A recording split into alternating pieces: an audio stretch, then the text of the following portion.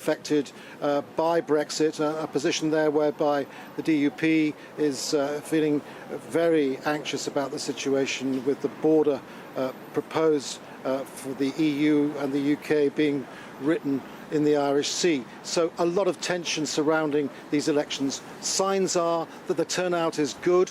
Not officially do we hear this yet, but definitely queues in the southeast, particularly in London, people waiting up to half an hour to get their vote, but also the sort of things people are saying are in the queues isn't just about their views on politics, it's about tension. It's about a real worry for the future, something quite charged about the atmosphere. It isn't an electric enthusiasm to vote and exercise democratic rights. It's a sense of purpose, a sense of duty really to stand up for one's beliefs. But it's the question about it all is how many people are making their minds up at a very late stage, confused about the situation perhaps. Also a lot of commentary about the presidential nature of this campaign, in the sense of its two figures, 2 or 3, depending on your thoughts on that. And also another factor, tactical voting. So tense is the word, Peter. Andrew, do stay where you are as we wait for the next, 58, 57, 56 seconds. Just to recap on what Andrew was saying there, the exit poll is due at 10 p.m. It's a pretty broad poll of polls. It's based on 144 constituencies in England, Scotland and Wales. It's used to predict, as Andrew was saying, voter turnout. Crucially, it is also used to predict voter swing based on broadly a two-party system, a tribal two-party system.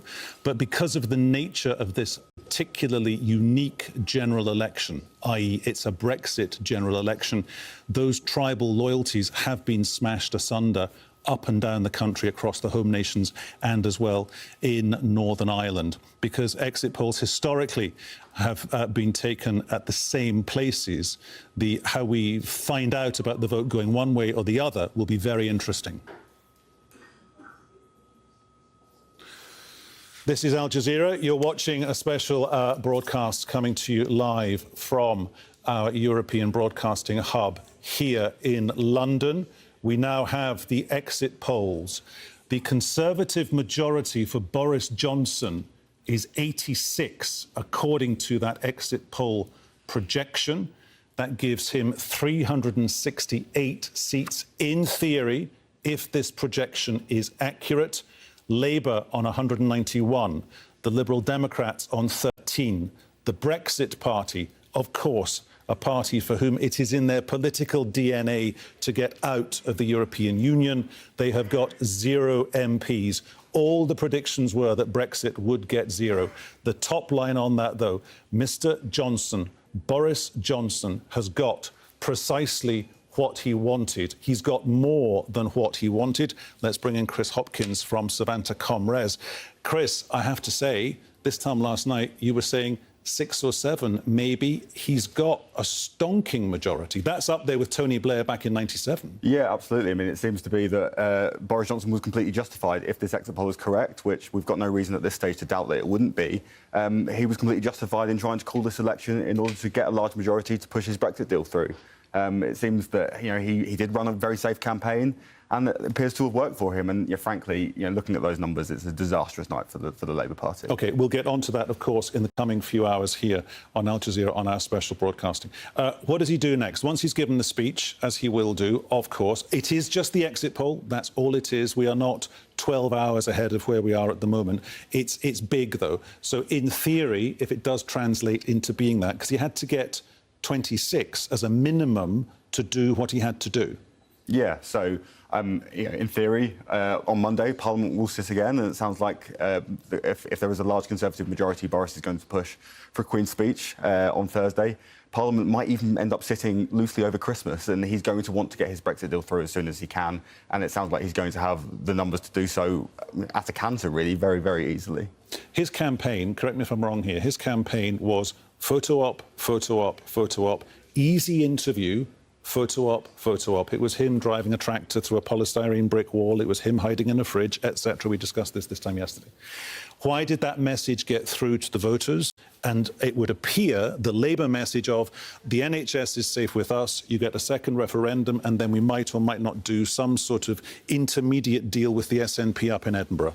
I think if this was the Brexit election, and it looks, for all intents and purposes, again, if this exit poll is correct, that it was the Brexit election, then a simple message of getting Brexit done will clearly has resonated. I think there are a number of Remain voters up and down the country that will be sick to the back teeth of what's happened over the last few years. I think that, if they might have had their time again, they would probably still vote Remain, but equally they probably think that the result of the referendum should be respected. And there may have been some of those that didn't turn out today. Equally, there may be some Remain voters that might have even voted Conservative in order just to end, this stalemate, the parliamentary logjam that has been going on for the last couple of years. Clearly Boris's Get Brexit Done message, if this exit poll is correct, has clearly worked. OK, let's just look at the figures and how they unpack one more time for you.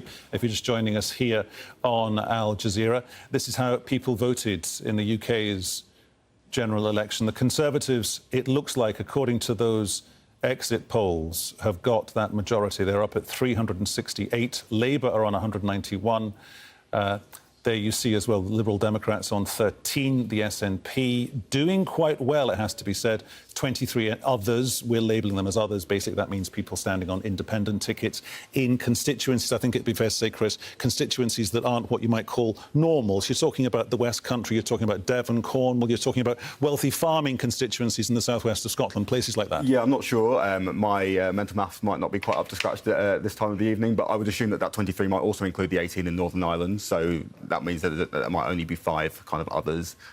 We did have quite a number of independents standing in this elections, Conservatives that didn't retain the whip and might have chosen to stand as independents. I think there was also one in East Devon that maybe might contribute to that number. But I think in general, I would assume that the vast majority of those 23 are made up with 18 Northern Irish seats. To what extent, if these figures are right, and exit polls have been wrong before, 1992, famously in that UK general election, they got it completely wrong.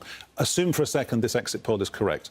To what degree, we were using this expression last night, did people go into the voting booths today on a wet, windy, midwinter day here in the UK, holding their noses metaphorically and going, well, I'm not quite sure who to vote for. I voted, perhaps people who voted for Brexit, they voted with their hearts, not necessarily with their heads. That's what their critics would say.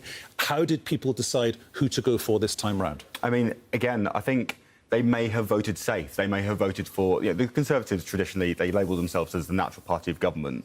So the electorate may well have gone to the polls today, giving Boris the majority that he so craved in a very dissimilar way to how they didn't give Mrs May the majority that she craved in 2017. I think maybe there was even some regret from voters based on what happened 2 years ago. And the fact that since then, all we've had is a parliamentary logjam. Nothing has progressed. Nothing has changed. And finally, it appears, at least at this stage, that the electorate has given us a clear decision. Chris, for the moment, thanks very much. Well, we have correspondents outside Parliament in London as well as in Edinburgh and Uxbridge, the seat that Boris Johnson, the Prime Minister, is defending. Let's start with Andrew Symonds, who's in Westminster. So, Andrew, he wanted a big majority, and according to the exit poll, it looks like that's precisely what he's going to get. Yes, Peter, if this is true, then 368, 191 for Labour. The Conservative Party, if this is true, and these polls have been wrong before, once in 1992 and again in 2015, but if this is right, then... Return to Bolivia anytime soon. Still to come for you here on Al Jazeera, a recovery team begins the dangerous task of removing bodies from New Zealand's White Island. And remarkable scenes outside the climate change conference. Accredited delegates are kicked out of the summit.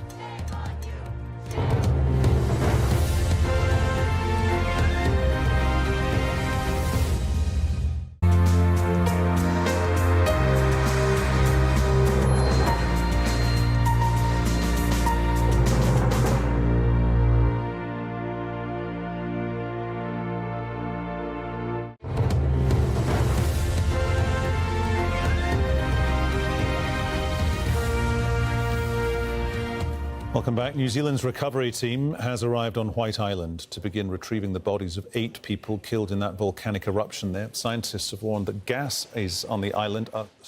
Now, when we come back on the other side of the break, we'll bring you the latest live updates on our 2 significantly big stories this couple of hours here on Al Jazeera. Story number 1, Boris Johnson, it looks like, according to the exit polls predictions, has won, and won big, in the UK general election. There you go.